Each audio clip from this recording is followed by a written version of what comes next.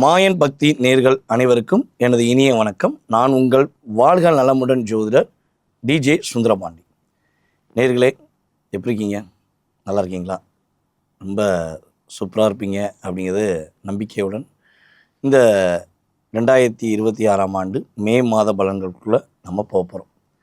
என்னென்ன போராட்டங்கள், என்னென்ன கஷ்டங்கள், என்னென்ன கவலைகள் இருந்தாலும் உங்களுடைய கவலைகள், உங்களுடைய கஷ்டங்கள், எல்லா விதமான பிரச்சனைகளும் உங்களுக்கு இல்லாமல் நீங்கள் இந்த 2026 மே மாதத்தை சிறப்பாக நீங்கள் செயல்படுத்துவதற்கு உங்களுடைய கோச்சார கிரகங்கள் உங்களுடைய வாழ்க்கையில் என்னென்ன மாற்றங்களை கொடுக்க போகிறாங்க அப்படிங்கிறத பற்றி நம்ம தெளிவாக, அதாவது பொதுவாக பார்த்திங்கன்னா தெளிவாக 9 கிரகங்களுடைய அமைப்பை வைத்து உங்களுடைய லைஃப்பில் என்ன மாற்றம் வருதுங்கிறத நான் துல்லியமாக கணிச்சு கொண்டு வந்திருக்கேன்.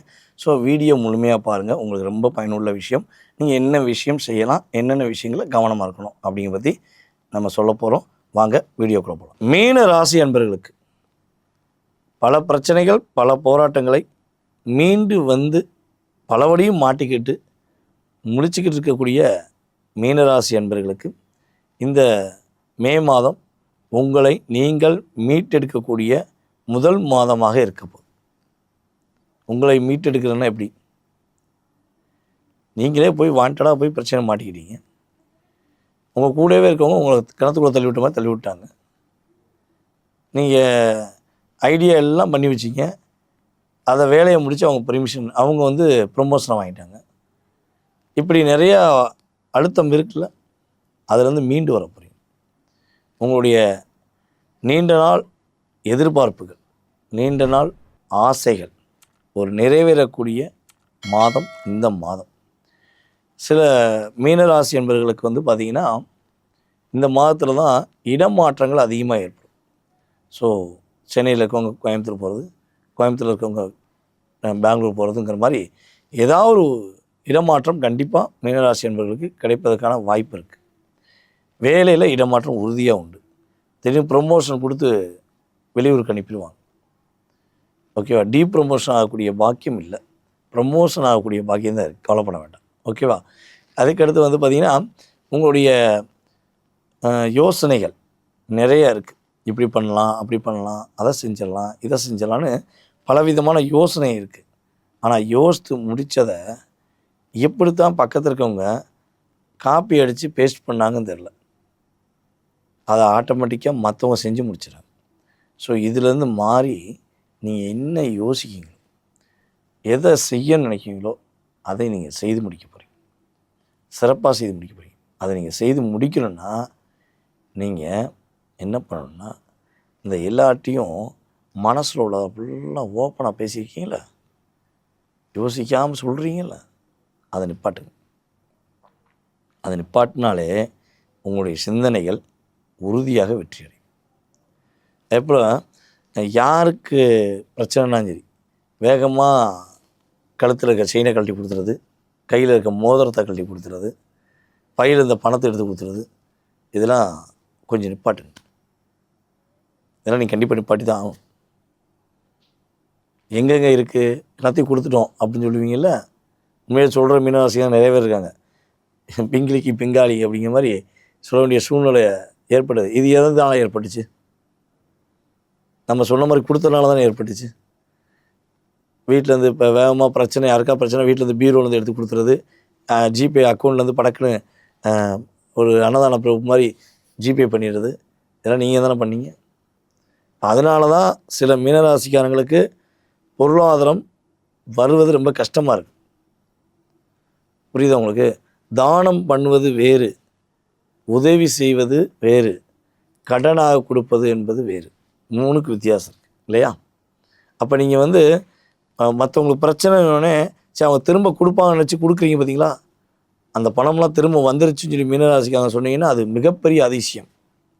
அதுவும் குறைஞ்சது இந்த 5 வருஷத்தில் மீனராசிக்காக தன்னுடைய செயினை இழந்துட்டேன், தன்னுடைய மோதிரத்தை இழந்துட்டேன், தன்னுடைய பணத்தை இழந்துட்டேன்னு சொல்லக்கூடிய நிலைமை தான் பல செயல்பாடு நடந்துக்கிருக்கு.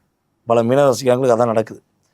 என் நண்பன் சார், என்னுடைய தோழி சார், என் கூட உயிருக்கு உயிராக இருப்பாங்க, அவங்களுக்கு ஒரு பிரச்சனை எப்படி பார்த்துக்கிட்டு முடியும், அதனால் கழட்டி கொடுத்துட்டேன். அவங்க இப்போ சூப்பராக இருக்காங்க, நான் கேட்க தரமாட்டேங்க. சரி இருக்கட்டும் விட்டுட்டேன், சண்டையாக போட முடியும் அப்புறம் விட்டுட்டேன் அப்படின்னு சொல்கிறவங்க எத்தனை பேர் இருக்கீங்க? அப்போ இந்த நிலையெல்லாம் நீங்கள் மாற்றிக்கணும். புரியுதா உங்களுக்கு? ஸோ இந்த மாதம் பொருளாதாரத்தில் உள்ள தடைகள் விலக போகுது, பொருளாதாரம் வெற்றி பெறப்போகுது. மே 13ஆம் தேதியிலேருந்து கிட்டத்தட்ட உங்களுடைய பொருளாதாரத்தில் பெரிய ஒரு மாற்றம் வரும். ஸோ இப்போ நீங்கள் இந்த முடிவெடுத்தால் தான் என்ன பண்ணுவீங்க, அடுத்த மாதம் இந்த வேலையை செய்ய மாட்டீங்க. காசே தான் கடவுளப்பா, அந்த கடவுளுக்கும் இது தெரியும்பாங்கிற மாதிரி தான் நீங்கள் புரிஞ்சுக்கிட்டீங்க அப்படின்னா உங்களுடைய மனம் நிம்மதியாக இருக்கும், பொருளாதாரம் சிறப்பாக இருக்கும், குடும்ப ஒற்றுமை அற்புதமாக இருக்கும், கடன் பிரச்சனைலேருந்து மீண்டு வந்துடுவீங்க. இல்லைன்னா கடன் வாங்கிட்டே இருப்பீங்க. இந்த கடன் பிரச்சனைலேருந்து மீண்டு வரணும்னு நினச்சா நான் சொல்லக்கூடிய இந்த பொருளாதாரம் சார்ந்த விஷயங்களை கவனமாக இருந்தீங்கன்னா, வாக்குறுதி கொடுக்கறதுல கவனமாக இருந்தீங்கன்னா, மற்றவங்களுடைய குடும்பத்தில் தலையிடுவதில் கவனமாக இருந்தீங்கன்னா, தலையிடாமல் இருந்தீங்கன்னா உங்களுடைய வாழ்க்கையில் இந்த மே மாதம் மிகப்பெரிய ஒரு முன்னேற்றத்தையும் மிக மகிழ்ச்சியான சூழ்நிலையும் கொடுக்கக்கூடிய ஒரு அற்புதமான மாதமாக இருக்கும் என்பது நிதர்சனமான உண்மை. தற்போது வரை நீங்கள் பொறுமையாக பார்த்தது உங்களுடைய ராசிக்கான பொது பலன். இந்த பொது பலன் அப்படிங்கிறது வந்து பார்த்திங்கன்னா மே மாதத்தில் உங்களுக்கு நடக்கக்கூடிய சில விஷயங்கள் என்னென்ன மாற்றங்களை கொடுக்க போகுது அப்படிங்கிறத பற்றி பார்த்துருக்கீங்க. கிட்டத்தட்ட வந்து பார்த்திங்கன்னா இது வந்து ஒரு 20-30% உங்கள் லைஃப் ஸ்டைலை கண்டிப்பாக சேஞ்ச் பண்ணும். இதை தாண்டி உங்களுடைய மனசில் பலவிதமான கேள்விகள் இருக்கலாம், பலவிதமான ஆசைகள் இருக்கலாம். அதே போல் இது நடக்குமா நடக்காதாங்கிற சில விஷயங்கள் நீங்கள் யோசிக்கிட்டே இருக்கலாம். இதெல்லாம் இந்த கோச்சார கிரகங்கள் முழுமையாக கொடுத்து சரி பண்ணிடுமானா, என்னை தெரிஞ்சளவு உங்கள் சுய ஜாதகம் வலிமையாக இருந்தால் இந்த கிரகங்கள் என்ன பண்ணும், உங்களுடைய எதிர்பார்ப்புகளை பூர்த்தி செஞ்சிடும். அதில் எந்த மாற்றம் முடியாது. சில நபர்களுக்கு அப்படியே எல்லாமே நடந்துடுது. சில நபர்களுக்கு சில தடுமாற்றங்கள், சில விஷயங்களில் கொஞ்சமாக சேஞ்ச் ஆச்சு சார், அப்போ என்ன பண்ணலாம், ஃபுல்லாமே என்னுடைய லைஃப்பில் நான் சேஞ்ச் பண்ணணும்னா, நான் எதிர்பார்த்த விஷயங்கள் அப்படியே நடக்கணும்னா என்ன பண்ணலாம் அப்படின்னு கேள்வி கேட்குறாங்க. ஸோ நான் சொல்வது என்னென்னா, உங்களுடைய சுய ஜாதகம்னு ஒன்று இருக்கும். உங்களுடைய பெயர், பிறந்த தேதி, மாதம், வருடம், நேரம், நீங்கள் எந்த ஊரில் பிறந்தீங்க அப்படிங்கிற ஃபுல் டீட்டெயில்ஸ் நம்ம கிடச்சிச்சின்னா உங்களுடைய லைஃப் ஸ்டைலை ரொம்ப துல்லியமாக கணிச்சு உங்களுடைய எதிர்காலம் சம்மந்தப்பட்ட எல்லா விதமான கேள்விகளுக்கும் ஜோதிட ரீதியாக நம்மளால் பதில் சொல்ல முடியும்.